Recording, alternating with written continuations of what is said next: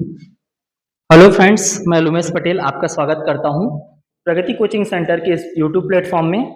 आज हम चर्चा करेंगे केंद्र प्रायोजित योजनाओं के बारे में। फ्रेंड्स, आपको पता ही है जो योजना होती है वो दो प्रकार की होती हैं। एक जो होती है वो है केंद्र प्रायोजित योजना और दूसरी है राज्य प्रायोजित योजना। केंद्र प्रायोजित योजना और राज्य प्रायोजित योजना। देखिए, योजनाओं का जो महत्व है वो बहुत ही ज़्यादा है। चाहे वो सीजीपीएससी मेंस के एग्जाम हो, पेपर 7 में ही आता है, चाहे वो एडीओ की भर्ती हो, चाहे वो दिव्यांगों की परीक्षाएं हो, सब में योजनाओं से रिलेटेड कुछ क्वेश्चन आपको देखने को मिलते हैं। आप इस वीडियो को अंत तक देखिएगा।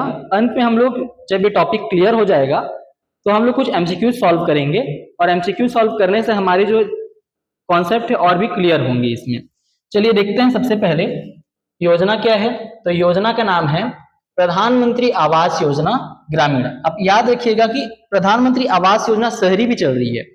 आज हम देखने वाले हैं ग्रामीण के बारे में। तो लॉन्च कब किया गया था इस योजना को? तो 1 अप्रैल 2016 को इस योजना को लॉन्च किया गया था। यह एक केंद्र प्रायोजित योजना है। अब इसका लोगो को याद रखिएगा।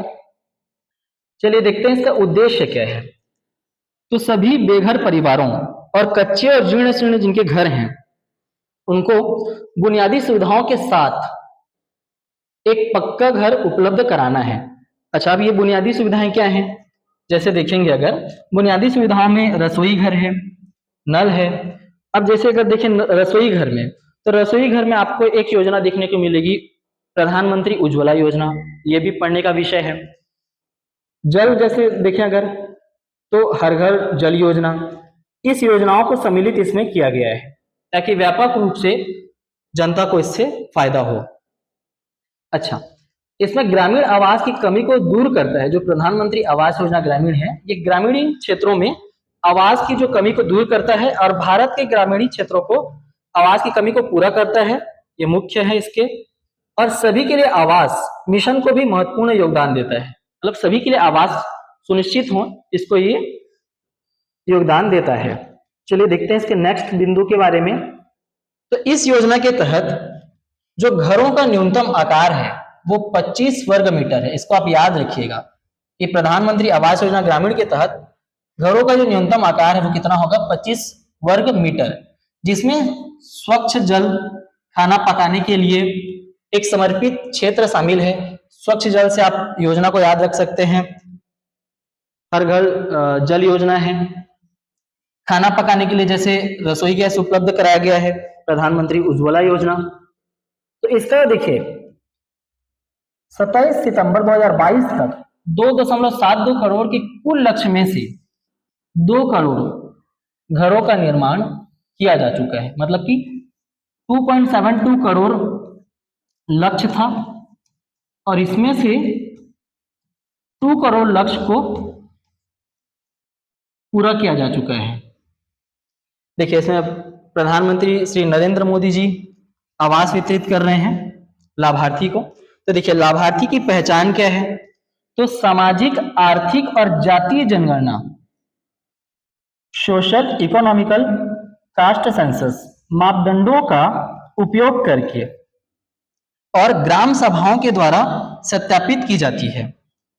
तो देखिए, SECC social economical caste census के मापदंडों का उपयोग किया जाता है और ग्राम सभा के द्वारा सत्यापित भी किया जाता है, तभी लाभार्थियों की पहचान की जाती है।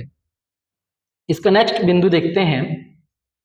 यह राशि सीधे लाभार्थी के आधार से जुड़े बैंक खाते, डाकघर खाते में स्थानांतरित की जाती है। मतलब इसका जो मीडियम है वो है डीबीटी के माध्यम से, डायरेक्ट बैंक ट्रांसफर। इसमें आप देख सकते हैं कुछ लाभार्थी हैं, उनका आवास के साथ फोटो है। लक्ष्य और उद्देश्य, इस योजना का लक्ष्य क्या है और उद्देश्य क्या है, चर्चा करते हैं। तो इसका जो लक्ष्य 2024 तक ग्रामीण क्षेत्रों में सभी बेघर परिवारों और कच्चे जीर्ण शीर्ण घरों में रहने वाले परिवारों को बुनियादी सुविधाओं के साथ साथ पक्का घर उपलब्ध कराना है। इसमें मेन आपको याद रखना है कि इसका जो लक्ष्य रखा गया था 2024 था। तो 2024 में ग्रामीण क्षेत्रों में सभी बेघर परिवारों को और जो कच्चे जीर्ण शीर्ण जिनके घर हैं उनको एक पक्का मकान उपलब्ध कराना था। इसके प्रमुख बिंदु देखते हैं कि सहायता क्या की जाती है मुख्यतः। तो आप इसको पॉज करके ना स्क्रीनशॉट ले लीजिए और इसको नोट डाउन कर लीजिएगा आप। चलिए हम चर्चा करते हैं कि मैदानी क्षेत्रों के लिए 1,20,000 प्रति इकाई, मतलब एक घर के लिए 1,20,000 इसमें वित्तीय सहायता दी जाएगी तथा पहाड़ी क्षेत्रों, दुर्गम क्षेत्रों में आईपी जिलों जैसे हिमालयी राज्यों, पूर्वोत्तर राज्यों, जम्मू और कश्मीर संघ शासित प्रदेशों के लिए 1,30,000, मतलब कि जो सामान्य क्षेत्र हैं उनके लिए है 1,20,000 रुपये और जो दुर्गम इलाके हैं उनके लिए है 1,30,000 रुपये वित्तीय सहायता इसमें प्रदान की जाएगी। इसके अलावा इच्छुक लाभार्थी स्थायी घर बनाने के लिए 3% कम ब्याज दर पर 70,000 तक का संस्थागत वित्त ऋण प्रदान किया जाता है और अधिकतम मूल राशि जिसके लिए सब्सिडी मांगी जा सकती है वह 2 लाख रुपए है। तो इसमें ऋण का भी प्रावधान है। तीसरा है घर का न्यूनतम आकार 25 वर्ग मीटर होगा जिसमें स्वच्छ खाना पकाने के लिए समर्पित क्षेत्र भी शामिल होगा, मतलब कि किचन भी इसमें होना चाहिए। स्वच्छ भारत मिशन ग्रामीण के साथ मिलकर लाभार्थी को शौचालय निर्माण के लिए 12,000 रुपए, मतलब इसमें शौचालय भी होना चाहिए, तक की इसमें वित्तीय सहायता मिलती है। और मनरेगा के अभिसरण में लाभार्थी 95 दिनों के लिए 90.95 रुपए प्रतिदिन की दर से अकुशल श्रमिक ग्रामीण राजमिस्त्री प्रशिक्षण के रूप में रोजगार पाने के हकदार हैं। मतलब कि देखिए इसको सभी योजनाओं के साथ सुनियोजित किया गया है। इसमें आपका मनरेगा के अभिसरण में जो अकुशल श्रमिक हैं उनको 95 डेज के लिए 90.95 रुपीज का जो राशि है वो देय होगा। अच्छा, इसमें जो स्वच्छ रसोई के लिए भी क्या है, प्रधानमंत्री उज्ज्वला योजना के साथ मिलकर प्रत्येक घर में एलपीजी कनेक्शन उपलब्ध कराया जाता है, तो इसमें एलपीजी कनेक्शन भी उपलब्ध कराया जाएगा। पाइप पेयजल, बिजली कनेक्शन, स्वच्छ एवं कुशल खाना पकाने के लिए ईंधन, सामाजिक एवं तरल अपशिष्ट के उपचार आदि के लिए विभिन्न सरकारी कार्यक्रमों का भी अभिसरण किया गया है। तो इसमें स्वच्छ भारत मिशन, मनरेगा, प्रधानमंत्री उज्ज्वला योजना, इन सारे योजनाओं को एक साथ सम्मिलित किया गया है। भुगतान का जो माध्यम है वो सीधे बैंक खाते में डायरेक्ट बैंक ट्रांसफर या फिर डाकघर खाते में किया जाता है जो कि आधार से लिंक्ड होते हैं। देखिए नोट इसमें दिया है, लाभार्थी की पहचान सामाजिक, आर्थिक और जातीय जनगणना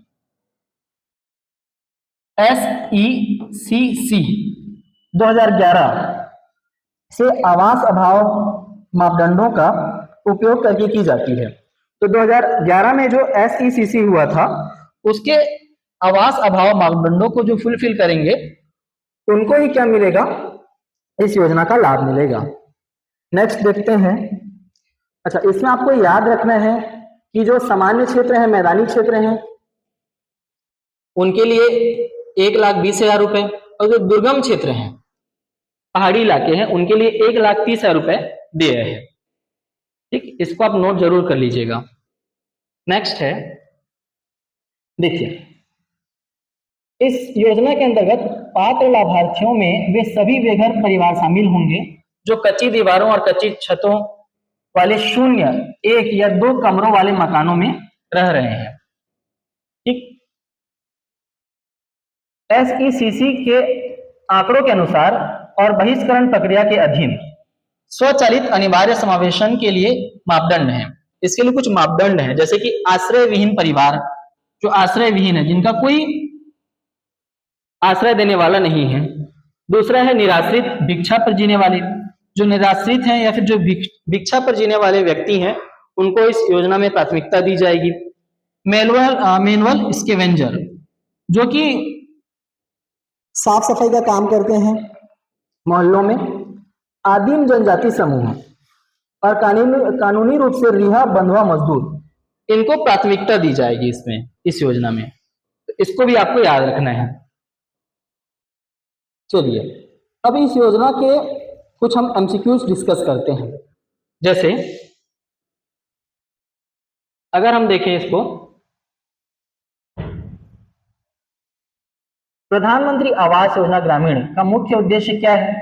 तो ग्रामीण क्षेत्रों में गरीबों को आवास उपलब्ध कराना, बी है शहरी क्षेत्रों में मकानों का निर्माण कराना, कृषि क्षेत्र में सुधार, ग्रामीण सड़कों का निर्माण। तो देखिए ग्रामीण सड़कों का निर्माण जो है वो आपका प्रधानमंत्री सड़क योजना के द्वारा होगा। कृषि क्षेत्र में सुधार के लिए और भी अन्य योजनाएं इसमें सम्मिलित हैं।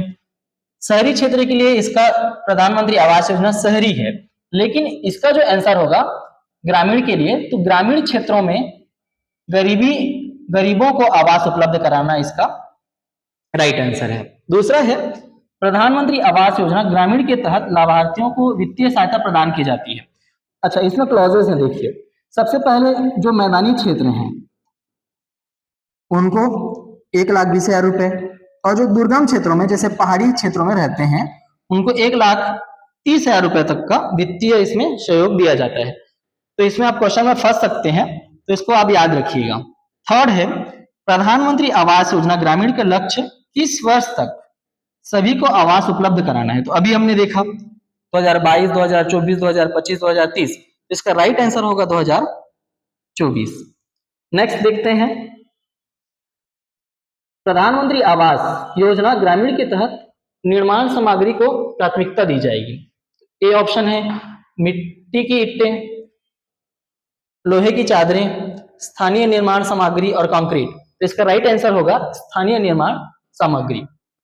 और पांचवा क्वेश्चन है प्रधानमंत्री आवास योजना ग्रामीण के लिए लाभार्थियों का चयन किसके आधार पर किया जाता है। तो एक है आधार कार्ड से, प्रधानमंत्री की अनुशंसा से, और सामाजिक आर्थिक और जातीय जनगणना SECC के डेटा के आधार पर, और राज्य सरकार के अनुशंसा पत्र के आधार पर।